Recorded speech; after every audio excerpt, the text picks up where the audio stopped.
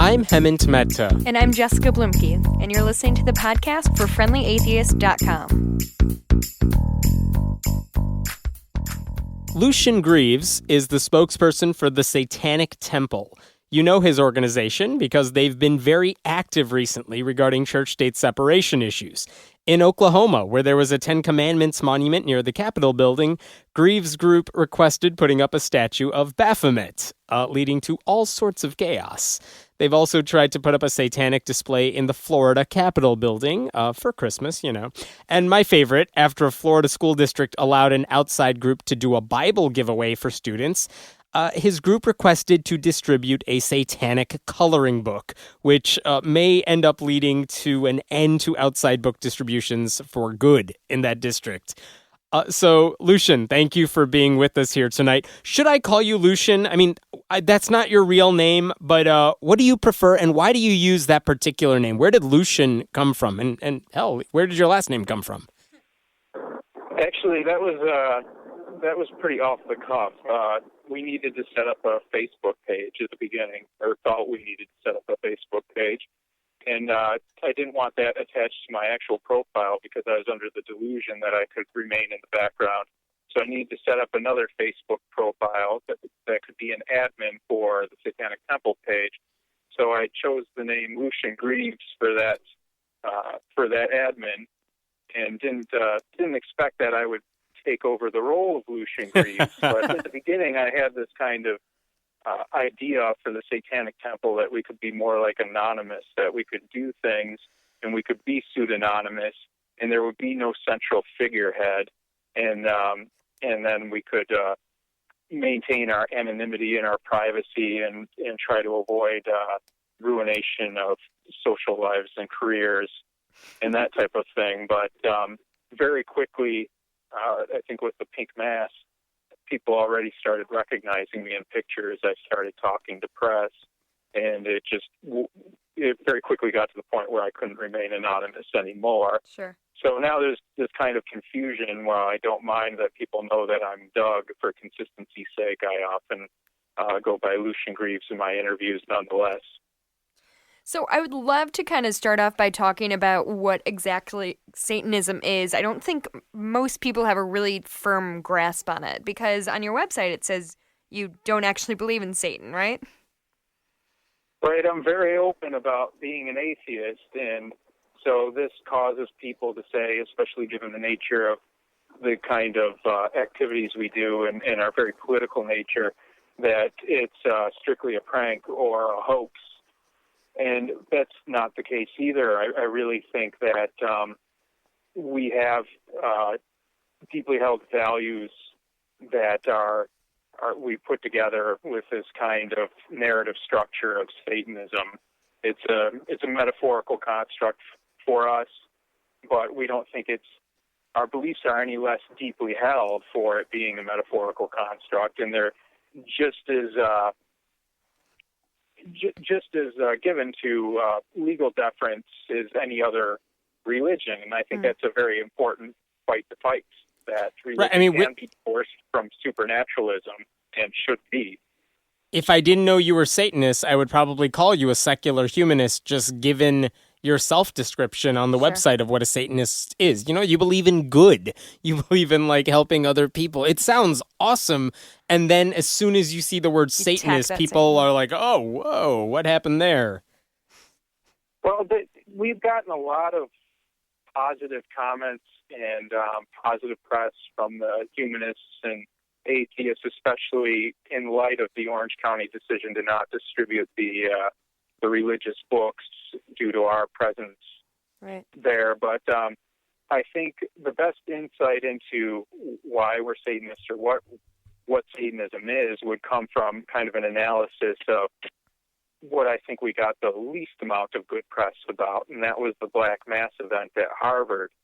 And people really questioned whether this was hate speech, why we would be doing a Black Mass.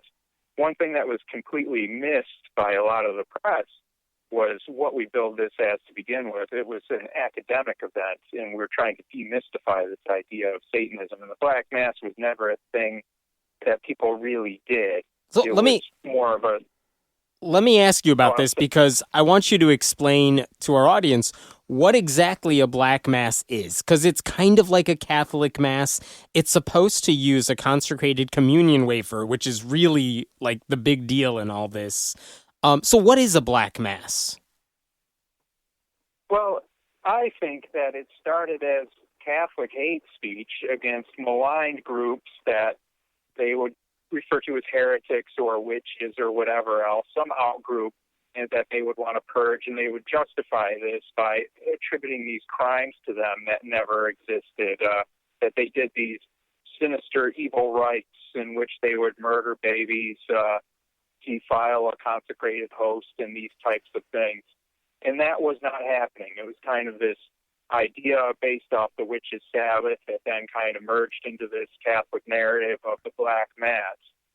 And the idea has become inextricable from the idea of Satanism. And something that I was explaining at the time, we were going to do this academic event with what we call the Black Mass reenactment based on the book La Base by Huysmans, which was written in the 19th century, and he was talking about attending a Black Mass. And he gave kind of this credible account where it seemed like people were performing this ritual that they were referring to as a Black Mass. And you wonder why would somebody want to do this? And I think that gives you your kind of best insight into what is Satanism, what does it mean to people. And people kind of gravitated to this idea of the Black Mass because they felt oppressed by the church. They felt oppressed by this superstition, whatever was being weighed upon them by those doctrines.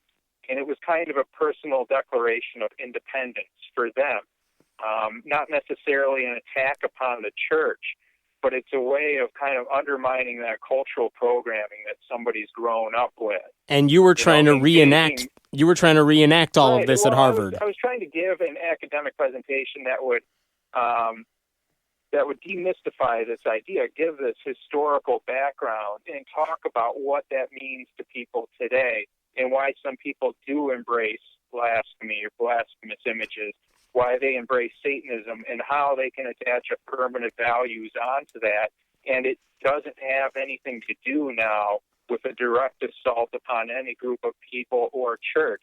It's just something that's become assimilated from earlier culture till now, when people probably gravitate to that type of thing the most when they're coming away from their religion and they're seeing that they can engage in these symbolic acts without consequence.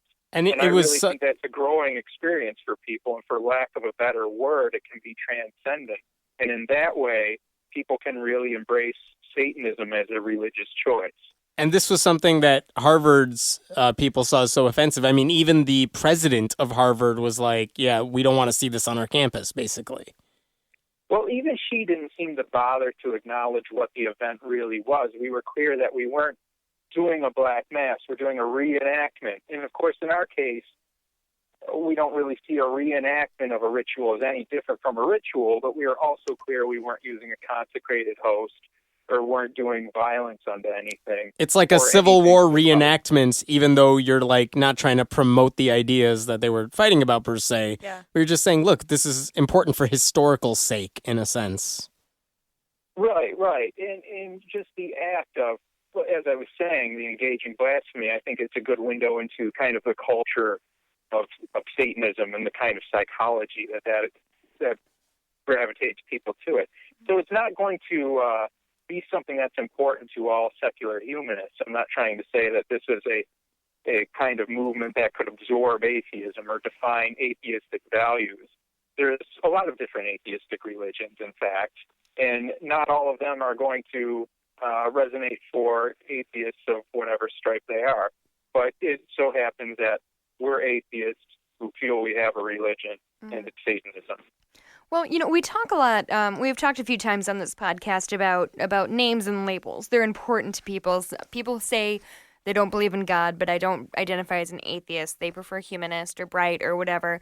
Do you think that you could have, the Satanic Temple has gotten in the press a lot for your works. Do you think you could have gotten the same level of success or attention if you were, say, the Atheist Temple or some other variant on that. Right.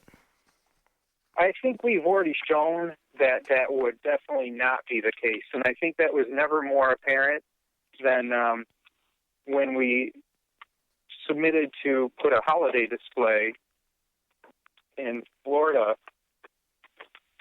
last year, and we were rejected, whereas the Pastafarians and the Festivus poll were not rejected.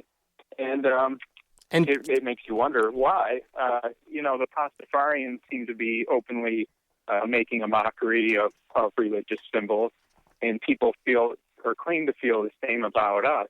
So what's different about Satanism? And I think that Satanism is different in that it challenges the religious narrative. It challenges the Christian narrative, when it may even challenge the other monotheistic narratives, when you can embrace the other side and show that these narratives are open to interpretation.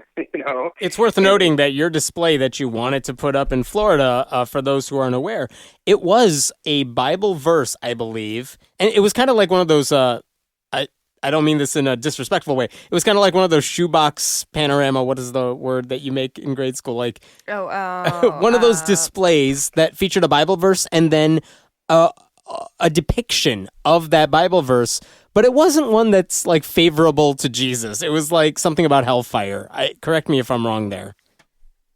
Well, yeah, it just had a couple of biblical passages that refer to the falling angel, and it was made. Yeah, it was made by a couple of our membership in Florida. It was just a homemade project. It doesn't look, I don't think, very intimidating. But the point was, it didn't matter how it looked. The point was, this is your display, and they said no to it. Right. Well, this year is different because Americans United is representing us. Yeah, you got some legal background. You got some legal people on your side now. Right. In fact, Americans United applied on our behalf and made it very clear that there was really no reason to deny our display. And we kept the same display from last year, too, which I like, because if having this kind of legal heft behind us now causes them to not reject the display, that's kind of a tacit recognition of the fact that they really had no grounds to do so last year. And I wonder if that's going to hold them back. But in any case, they haven't replied to our request. And Americans United has already given them an ultimatum date, which has already passed. So we're going to see some fireworks happening very soon. Maybe by the time this podcast airs. Yeah. Right. Well, but back to the original point. Obviously, Satanism is a whole different issue to a lot of people, rather than beyond Pastafarianism, beyond Festivus polls or any alternative religion in general. And it's something I feel that's very important for people to come to terms with and reconcile themselves with. And it's not just a petty we can too kind of equal rights, senselessly whining about this kind of thing. I was very motivated by having witnessed the satanic panic of the 1980s, 1990s, kind of this talk show host moral panic. Yeah, you were just the boogeymen. Just Satanists were the boogeymen. They were out to get your kids, and you all needed to fear them. Backwards in records. Yeah. That's effective. Do they put razor blades in apples on Halloween? A lot of that material is laughable, but what's less laughable and what less people seem to realize is people's lives were ruined by that. People went to prison for crimes they couldn't possibly have committed. Gerald Amaral in Massachusetts spent 18 years in prison. Martha Coakley tried to keep him there, and for some reason, she actually ran for governor this time. I'm glad she lost. But a lot of people never suffered for causing this kind of panic that they did. And there was Fran Keller and her husband, Dan Keller. They were part of the daycare abuse moral panic as well, where Satanism was invoked. And The testimony talked about bizarre graveyard rituals and cannibalism and things they had no physical evidence for. And they were speaking in the most crass conspiracy theorist terms in the courtroom, where they'd have expert witnesses talking about how these Satanists are such a ubiquitous power that you find people in the police departments and in the courtrooms that are actually secret Satanists. And that is why you can't find physical evidence of the crimes. It was one of those situations where a lack of evidence became evidence of the criminal conspiracy networks. It is quite literally like a witch hunt from the 1600s or something. Yeah, it feels like... It was absolutely a witch hunt. It happened right here in the United States. People's lives were ruined. And I feel it's such an under-recognized piece of our history.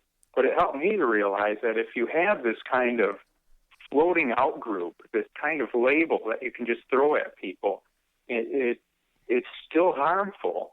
You know, I mean, you might not be saying, well, it's the Jews, and a lot of the ideas of a Jewish threat just migrated over to satanic threats, you know, and I guess people feel better about that because it doesn't isolate a real culture or real people, but it does. We feel like we're of a kind. We are the blasphemers, the doubters, the heretics, and we do have a place in the world too, and it doesn't necessarily translate from one to the next that we're also antisocial, anti-human, and criminal. Let me ask you, what is your relationship with other satanic groups? Because I know there was another group in like Oklahoma that did another black mass. I don't think they were reenacting it. They actually wanted to do one, but that was not affiliated with your organization. So, you know, I don't know the satanic landscape in America. Where do you fit in? Do you fit in? And what are? Tell me about these other Satanist groups. Well, it's kind of an uncomfortable relationship sometimes. As modern Satanism really came into view when Anton LaVey started the Church of Satan in the 60s. And, you know, a lot of the scholars who talk about this kind of thing say that he was more like us in the early days and then kind of withdrew into crankiness and misanthropy later on. But he kind of had some of these ideas where he wasn't worshiping Satan either. It was an atheistic metaphorical construct. So these other satanic groups, they don't believe in Satan as a person either. They're also atheists who just believe in this idea of, you know, goodness, whatever. The Church of Satan still believes in magic and in other mystical things, ritual magic. The other Satanist groups believe in the supernatural? Right. We reject supernaturalism entirely. The Church of Satan does not. And also where we really depart from the Church of Satan is LaVey based the Satanic Bible off of a book called Might is Right. It was this social Darwinistic text. And it was based on these kind of old school ideas of survival of the fittest that were wrong, not really Darwinian ideas at all. But and really kind of disproven now by studies in game theory and reciprocal altruism, and we find that we work better in groups, and in that we do have an altruistic sense. It was very motivated by Ayn Rand, and we kind of harken back to earlier literary Satanism from Milton to Anatole France, where you have this kind of revolt of the angels idea where Satan for us is metaphorical of the ultimate rebel against the ultimate tyranny, always standing for personal sovereignty and individual rights wherever those issues arrive. So do you ever recruit people into your group, or like what does your group look like? Is it organized? Do you have meetings, or is it like a couple guys hanging out in a basement, or what do you guys look like? Well, you know, I've been working on the national level, and I started this with a couple other people. So at first, we're almost faking it. You know, we're doing this kind of thing as Satanists, and there isn't really a group to speak of. Mm-hmm. And now, of course, we have so many people who want to help on whatever level they possibly can. And we're in the process now of cohering our different chapter houses all across the nation. And they're coming together now, and will all have their own flavor naturally. And I'm hoping that they can organically evolve, and we'll be able to see what works best for them, what kind of meeting structure, what they do and don't want to do. And we're not, it's kind of against our philosophy to keep an iron-fisted grip on them, just as we don't try to micromanage people's beliefs. We just have a basic value system that we put forward. It is always interesting to me that, you're trying to organize all this stuff. Every time I've seen your name in the news, you're always the spokesperson of the Satanic Temple. You're not the president. You're not the chair. I always wondered, the king. Yeah, you're not the king. Why that title as opposed to something that conveys that you're running the show? Because it seems to me like that is what you are actually doing. It's not like there's someone else who's the president of the group and you're just, a PR person. That's not the case. Well, of course, there's a lot of contradictions here that I'm trying to manage. And I never want this to become some kind of personality cult. Right, it's not about you. I'm opposed to developing any central figureheads, even though that seems to be the kind of direction it's ended up going for me, and people want to know what my own autobiographical experience has been. And I've avoided that kind of thing in a lot of interviews, insofar as questions don't relate to the Satanic Temple at all. I don't really have any interest in answering them either. And I don't like the idea of lofty titles that don't relate to any actual real world activity. I think it's silly, and it's kind of outdated, I think, to walk around with titles like Magus or Pope or whatever. At the time now, the Pope of the Satanic Temple has a nice ring to it. Oh, I love that. Oh, yeah. Let me ask you about something. But I am organizing. Yeah. I am doing a lot of the work behind the scenes, of course. But at the time I'm talking to you, I'm acting as a spokesperson. So. Right.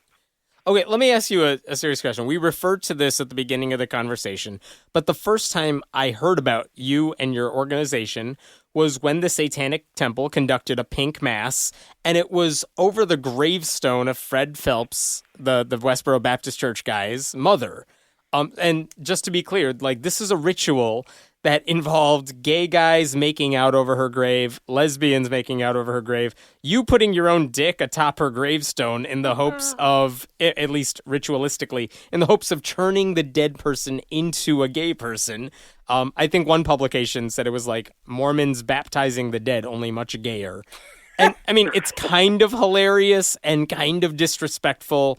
But, I mean, you don't believe in the supernatural. None of that turns her spirit gay. So, I mean, why bother? Nobody knows anything, Hammond. It seems like it got you off on the wrong foot. I was open about that at the time, too. And when I would talk to press, national press, ABC, NBC, or whoever else, I actually told them that our position was we don't believe in the supernatural. However, it is our belief that due to their beliefs, they're obligated to believe that she is now gay in the afterlife. And that since our belief is inviolable, no matter what they say, we are free to believe that they believe that she's gay in the afterlife. And that was also kind of a commentary on their rather successful arguments in the Supreme Court, where they kept falling back on the inviolability of belief. And we were hoping that... Yeah, it doesn't matter if you're right or not. It's just that you sincerely hold these beliefs. That's all that matters. With the nuanced message we had there, that we could believe whatever we wanted to believe about their beliefs. And yes, it was disrespectful, and it was contrived to be so. And it's funny because I also had interviews where people would say, well, I wouldn't want you to do that to my mother's grave. And I would say, well, naturally, don't act as Fred Phelps acts. Yeah. So there's a lot of things you wouldn't want somebody to do to you, but... So then again, it also sounds like, don't do it to my grave. Well, what do you think's going to happen if you do? Yeah. Like, nothing's going to happen. Right. Well, so when did you guys? Also, I wasn't sure if they felt that I had just happened upon her grave at random. Oh, You know, that's quite the nobody coincidence. wants to go to prison either. Don't hold up a 7-Eleven. Right. You know? Well, okay. So how did you go from, I guess, being nationally publicized assholes in a sense for that stunt to going to kind of heroic church-state separation activists, which is what I've seen from your organization in the past several months? Like, it's not. I mean, on my website, we even coined a phrase for this. It's called like Lucian's Law, which is that every time there's a church-state separation battle, that, you know, it seems like you don't know which way it's going to go. All you got to do is bring in the Satanists and it's going to go in the right direction. I love it. Where did you Right. guys Well- decide to do all this church-state separation activism? Because that's kind of amazing.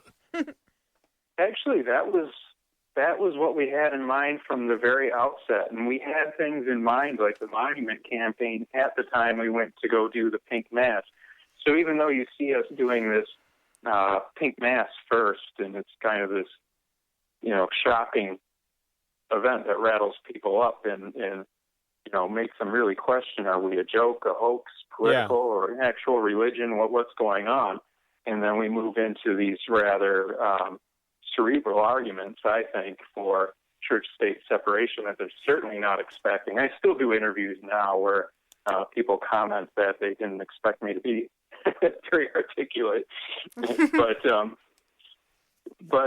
that was really the point from the outset. The Pink Mass was something that was really we genuinely wanted to do that. It was kind of revenge for the Boston Marathon bombing. I was in Boston at the time when the marathon bombing happened and was so disgusted with the Westboro Baptist reply. They said they were going to come and picket the funerals of the dead at the marathon bombing. And it seemed to be going too far to me, actually, when they didn't show up. And they posted these mocking tweets on Twitter where they were saying that they were there in spirit and, you know, and everybody showed up for them because the counter-protesters came. What should also be mentioned is I feel like a target should be, for any kind of action like that, would be Alex Jones. He was no better than the Westboro Baptist Church. He sent some slob of a reporter of his to heckle the governor on the first press conference immediately in the aftermath of the Boston Marathon bombing, shouting out false flag theory. Right. And out of turn while the morose audience stands by. And so it was bizarre and surreal following the Boston Marathon bombing, because you had this event that happened and the event got buried with little recognition, I felt, with all these people claiming that it confirmed their deepest held fears. Whatever those were, the marathon bombing confirmed it. For Alex Jones, it was that the government is working to initiate a police state, and they acted this thing out entirely. To others, it was because of gays, because of gay marriage, whatever else. Similar to Jerry Falwell saying that 9/11 could be attributed to gays and secularism. Of course, he backtracked because he's more a politician than the Westboro Baptist. But the Westboro Baptist kind of served as a convenient focal point for that type of stupidity, and that was just something I wanted to do to show that people could use their rights to offensive speech against those who exercised it as well. I have a question that I've been dying to ask you for weeks now. For those who don't know, I mentioned this in your intro, outside the Oklahoma Capitol building, there was this 10 Commandments monument. You guys decided that you wanted to put up your own satanic sort of statue, and they said no, and there's been some legal back and forth about this. Well, a few weeks ago, as we're taping this anyway, someone with their car drove up and basically ran into the 10 Commandments monument. They destroyed it, and right now they're in the process of maybe rebuilding it, putting it back up, but that's a separate issue. When I first heard that someone destroyed the 10 Commandments monument, in the back of my head, my first thought was, oh my God, I hope that's not an atheist.